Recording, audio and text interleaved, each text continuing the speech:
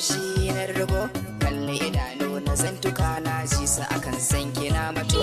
A gaji mai san ka kai nake so kan ban so shi na rigo, kalle idanu na zantuka na yin su akan san ka na mato.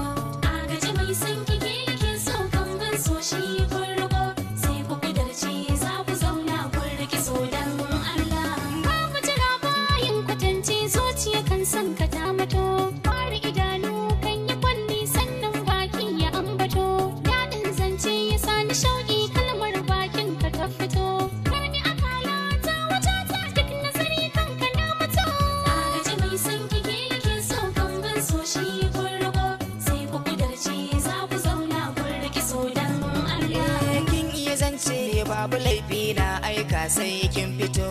Zan yi jira ne in ta ɗauki sai murna in kin fito. Zan yi tafi za mu rafi ga surrai sun fito. A danki kalar ki ja kike so kore shuɗi ya ambato.